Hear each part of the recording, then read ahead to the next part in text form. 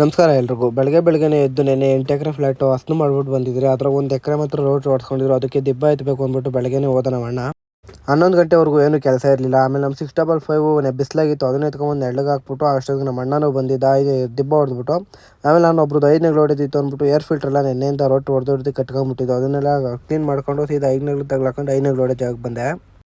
ಇದ್ರಾಗ ಬೇರೆ ಟಾಪ್ ಬೇರೆ ಇಲ್ಲ, ಬಿಸಿಲು ಮಾತ್ರ ಸರಿ ಇರ್ತದೆ. ಆಮೇಲೆ ಏನಕ್ಕಪ್ಪ ಟಾಪ್ ಹಾಕಿರೋದ್ರೆ 3 ದಿನದಿಂದನೂ ನಮ್ಮ ಅಣ್ಣ ಡಬಲ್ ನೆಗ್ಲು ಮತ್ತು 5 ನೆಗ್ಲು ಹೊಡಿತಾನೆ ಅವನೇ ಚಪ್ರದಾಗ, ಅದಕ್ಕೆ ಟಾಪ್ ಹಾಕಿರೋದು. ಇದ್ರ ಸೈಲೆನ್ಸರ್ ಮಾತ್ರ ಸೌಂಡ್ ಮಾತ್ರ ಕಿತ್ಕೊಂಡು ಬರ್ತದೆ.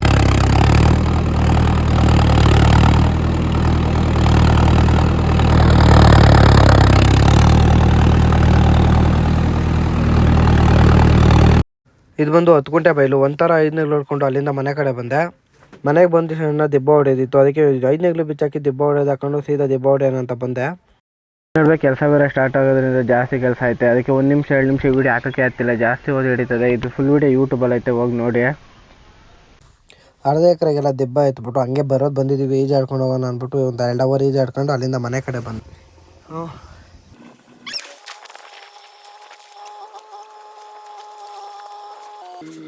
ಈಜಾಡಿದ್ದೆಲ್ಲ ಮುಗಿಸ್ಕೊಂಡು ಮನೆಗೆ ಬರ್ಬೇಕಾದ್ರೆ ನಮ್ಮ ಹುಡುಗ ಟ್ಯಾಕ್ಟ್ರ್ ನಾನು ಓಡಿಸ್ತೀನಿ ಅಣ್ಣ ಅಂದ. ಅವ್ನಿಗೆ ಕೊಟ್ಟೆ. ನಿಮ್ಮ ಜೊತೆಗೆ ಅಷ್ಟು ಯಾರನ್ನ ಒಬ್ರು ಟ್ಯಾಕ್ಟ್ರ್ ಓಡಿಸ್ಬೇಕಾದ್ರೆ ಒಬ್ಬರಾದ್ರೂ ಇದ್ದೇ ಇರ್ತಾರೆ ಈ ಥರ ಡ್ರೈವಿಂಗ್ ಕಲಿಬೇಕು ಅಂತ. ಅವರಿಗೆ ಕಲಿಸ್ರಿ, ಯಾಕಂದರೆ ಓದಿದಂತೂ ಕೆಲವರು ಊಟ ಹಾಕಲ್ಲ. ಇಂಥದವರು ಡ್ರೈವಿಂಗ್ ಫೀಲ್ಡಲ್ಲದು ಉದ್ಧಾರ ಆಗ್ತಾರೆ.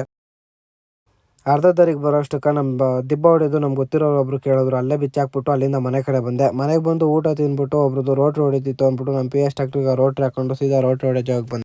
ಇವತ್ತಾದರೂ ಟಾಪ್ ಹಾಕೋಣ ಅಂದರೆ ಬೆಳಗಿನ ಜಾವನೇ ಒಬ್ರದ್ದು ಚಪ್ರದಾಗ 5 ನೆಗ್ಲು ಹೊಡೆದಿತ್ತು. ಇನ್ನು ನಾಳೆ ಒಂದಿನಕ್ಕೆ ಇನ್ನೇನು ಹಾಕಿ ಬಿಚ್ಚಾಕೋದು ಅಂದ್ಬಿಟ್ಟು ಹಾಕಲಿಲ್ಲ ಅಷ್ಟೇ. ಇದು ಬಂದು 3/4 ಎಕರೆ ಬೈಲು ಅಷ್ಟೇ ರೋಟ್ರಿ ಹೊಡೆಯೋದು. ನಮ್ಮ ಹುಡುಗನೇ ಓಡಿಸ್ತೀನಿ ಅಂತ ಅವ್ನ ಕೈಗೆ ಕೊಟ್ಟೆ ರೋಟ್ರಿ ಹೊಡೆಯೋಕ್ಕೆ. ಒಂಥರ ಮಾತ್ರ ರೋಟ್ರಿ ನಮ್ಮ ಹುಡುಗನೇ ಹೊಡೆದ, ಇನ್ನೊಂದು ಥರ ರೋಟ್ರಿ ಹೊಡ್ಕೊಂಡು ಅಲ್ಲಿಂದ ನಾನು ಬಂದೆ ಮನೆ ಕಡೆ. ಮನೆಗೆ ಬಂದು ಅವನನ್ನು ಬಿಟ್ಟು ಇನ್ನೊಬ್ರದ್ದು ರೋಟ್ರಿ ಹೊಡೆದಿತ್ತು ಅಂದ್ಬಿಟ್ಟು ಇನ್ನೊಂದು ಜಾಗಕ್ಕೆ ಬಂದೆ. ತೋಟದ ಭೂಮಿ ಅಂದ್ಕೊಂಡು ಏನು ಧೂಳು ಬರಲ್ಲ ಅಂದ್ಬಿಟ್ಟು ಟವಲ್ ಏನು ತೊಗೊಂಬರಲಿಲ್ಲ. ಇದು ನೋಡಿದ್ರೆ ಧೂಳು ಮಾತ್ರ ಕಿತ್ಕೊಂಡು ಬರ್ತೈತೆ. ಇದು ಬಂದು 1.5 ಎಕರೆ ಬೈಲು. ಒಂಥರ ರೋಟ್ರಿ ಹೊಡ್ಕೊಂಡು ಅಲ್ಲಿಂದ ಮನೆ ಕಡೆ ಬಂದೆ.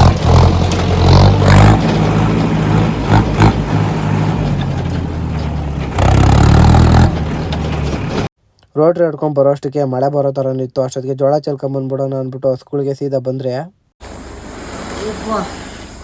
ಬಾಹುಬಲಿ ಅವನು.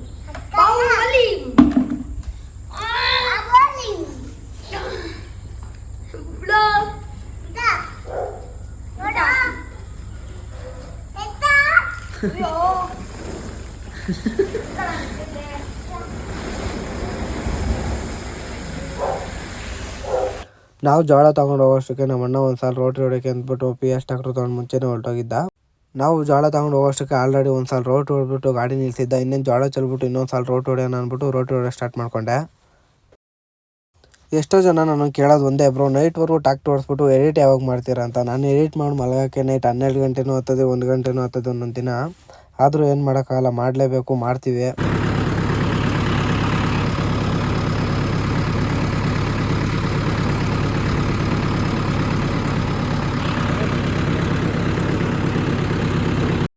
ಮನೆಗೆ ಬಂದು ರೋಟ್ರಿ ಬಿಚ್ಚಾಕಿ 5 ನೆಗ್ಲು ತಗ್ಲಾಕಿ ನಿಲ್ಸಿದ್ರೆ, ಯಾಕಂದರೆ ಬೆಳಗಿನ ಜಾವನೇ ಹೋಗ್ಬೇಕು 5 ನೆಗ್ಲು ಹೊಡೆಯೋಕ್ಕೆ ಚಪ್ರದಲ್ಲಿ.